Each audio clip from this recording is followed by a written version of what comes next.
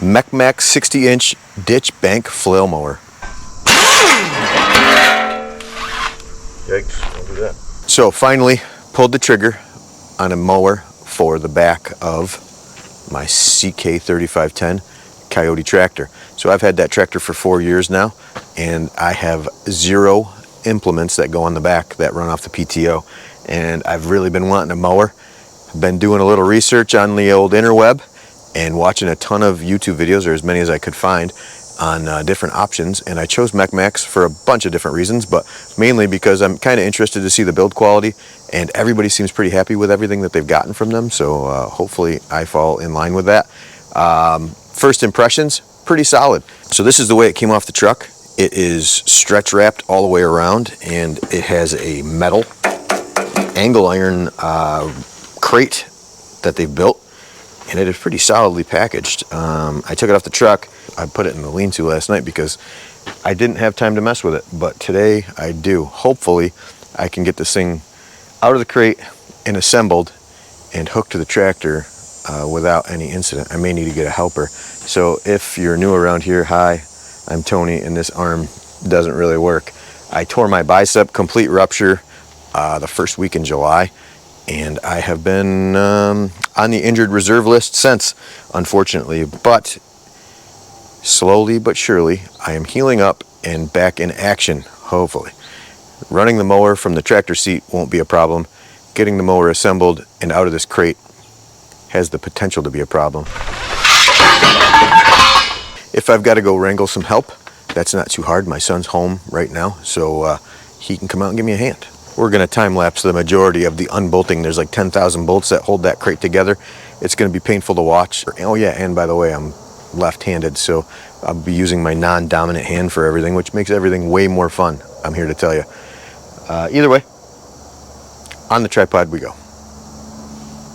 So once I got the stretch wrap all off the crate and I took the first bolt out, I realized pretty fast that I was going to want to switch over to my impact. I don't have a cordless impact, but that's okay because I was right here by the garage, so air wasn't a problem. So I just used my pneumatic. Yikes, don't do that. That would suck.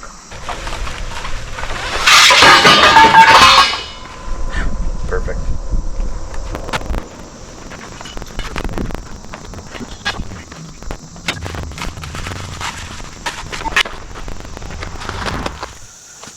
All right, so it's gotten warm out here, so I lost the sweatshirt, but we have everything unpacked, and it's heavy. There's definitely no way I'm doing this by myself. So a couple small little scuffs from the shipping that I can show you. Right down there, and there's another one. Oops, I want to get out of the sun here. So there's this right here. And then there's like a scratch or something here. Looks like they touched it up at the factory. That little bit of damage I don't think is going to amount to anything, seeing how it is for the back of the tractor, and it's going to go through the woods and in the bushes and everything else. It's only going to get worse from here. So all in all, I'm very happy with the packaging and the shipping. They do a great job protecting it, in my opinion. At least with my experience, this is the first thing I've ever gotten from MechMaxx. So upon further inspection, I do have it backwards, so I have to turn it around with the tractor so that once I put the 3-point stuff on there, I can lift it with the tractor and not have to move it then and make it more cumbersome to try to move it around. Let me get you back on the tripod. I'm not sure that my assistant wants to be on camera, so that might be time-lapse as well. But once we get it assembled, and I'll slow everything back down and I'll explain to you what we did. So we got to put that on. That's the arch for the 3-point. That is the arm for the offset. That cylinder there's got to get put on, and it's all very heavy, and I cannot do it with one hand. So I need help. I'll be back.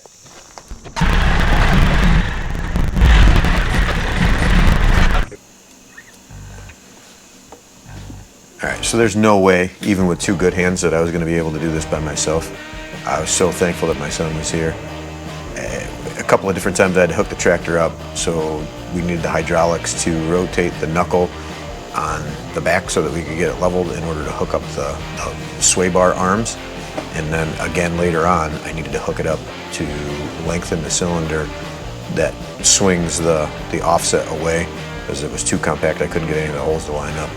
But all in all, not too bad. I do recommend that you check all your fittings. So as we were hooking the cylinders up, the banjo fittings were loose on the cylinder that we had to put on, and my son got a little bit of a hydraulic bath on his legs, but all in all, not a big deal.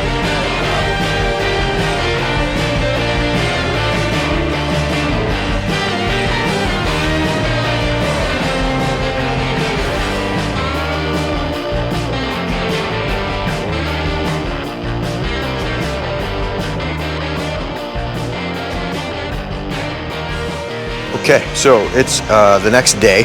I didn't get a chance to get this video wrapped up yesterday. By the time we got this thing put together, got it hooked up to the tractor, we had to run out for my daughter's soccer game. So it took us quite a bit longer than I thought it would to get this together, to be honest with you. But all in all, it's not really difficult. It's just super heavy and awkward. So definitely a two-guy job, no doubt about that. Thank you, Austin, for your help. I do appreciate you, bud. Either way, I thought we'd take a second and I'll show you what it does, and we can go over a few specs or whatever, but according to the website, it says it'll cut like 1.5 inch diameter material, so that's pretty good. I mean, that's pretty good size. I know it's not a forestry mulcher. That's not saying I'm not going to try to use it as a forestry mulcher, but for the most part, we're just going to do some, regular mowing, hopefully. But it weighs about 770 pounds or something like that. And it's for tractors ranging from 25 to 60 horsepower. So it's 60 inches wide. It's a 65-inch total width, 60-inch cut width. And the Kioti CK-3510 handles it pretty well. I'll start the tractor up. You do need 2 sets of rear remotes too, so something to consider if you're getting into something like this. You can't just hook this to any 3-point. You got to have remotes back here. So the CK-35 SE comes with 2 sets, so I was all set. But we'll fire the tractor up, and if I raise up the 3-point, you can either offset it to the side. That's fully extended out, so it's just about even with the wheel, maybe just a little bit inside of this tire, but you still have a pretty good range outside the tire. And then you can stand up the mower, and it goes from 90 degrees like this is the farthest it'll go. But it'll also, if I raise up the 3-point as high as it'll go, it'll tip down 60 degrees if you're running any banks. So I don't have any ditches or banks. I mainly got this to hopefully cut tree lines and things like that, so I could run it 90 degrees, run it like that, completely over with the offset like this, have the PTO engaged, and cut all of the branches and stuff that protrude out into the trail. You make one pass one way and come back the other way, and then we'll be good to go. That's at least how it happens in my head. We'll see how that all goes, but that'll be in the next video. But either way, super happy with it. It's the hydraulics are smooth. It's definitely heavy. So I want to show you a couple of things before we wrap this video up. Really, the only drawback that I found the entire process was filling the gearbox with oil. So that comes ships empty, and you need to fill it with 90 weight gear oil. So the way you fill it is you take this plug out of the top. That's just a vent, and then on the side over here that's the fill level plug. So you have to take that plug out, which is nearly impossible to get to. Actually, not nearly, it is impossible to get to without melting this cover and kind of reshaping it. I'm sure you can get to it from the inside. I think there was a hole in it originally so that you can check it before you hook the PTO shaft up and stuff, but I don't think that was, I wasn't taking that back off. I actually didn't put it on, my son did, because I can't do it with my one hand situation. So my son did it, and he wasn't around to help me take it back off when I went to go put gear oil in it. So I went for the next best option. And also, I know that if it's a pain in the ass for me to check it, I'll never check it. So I made it user friendly so that I can check it on a regular basis like you're supposed to, because it's I just don't see me ever taking that PTO shaft off just to check the oil in this. It would be such a process. Now it's just one quick bolt, check it, and you're done. So either way, not a big deal. Lastly, I'm not 100% sure if it's quick hitch compatible or not. So it's category 1 if you see the pins down there. And my quick hitch, I couldn't get it to work, but a lot of that I think was the angle of having the mower still in the crate and trying to put these legs in, and it was just too heavy and awkward, and my son and I couldn't make it work, so we just opted to take the quick hitch off and hook it up like the traditional way, and for now, and then I will go back to that the next time I take it off, and I'll see if I can get the quick hitch to line up and see how that all goes. But one other thing, it's got 2 holes in the top here, so this is just like a solid static mount for the top link, and up here this would be to float. I have it just in the bottom hole where it's locked in place, because what I'm mowing is all these weeds and stuff over here, and I don't know what's in there. There's plenty of rocks and sticks and trees and what have you. So for the time being, I'm just going to run it like that, static, kind of locked in position. But either way, at some point, once we have a little more groomed area, I would let it float and see what kind of finished cut you can get. But I did run it yesterday for I don't know, a couple of minutes, and I was able to knock down this area right here. Didn't take me very long at all. It does a great job. On camera that looks a lot more like lawn than it really is. It's like briars, and it's all kinds of honeysuckle and just goldenrod and you name it, it's growing, sumac. So it did a good job. Eventually I'd like to get that all cut down. That's part of the reason I got this, but we'll go into that in a different video.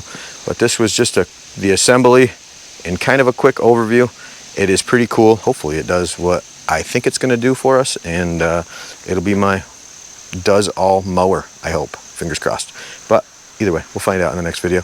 So I appreciate you guys spending some time with me today, and I hope to see you guys in the next one. And until then, take care, guys. We'll see you.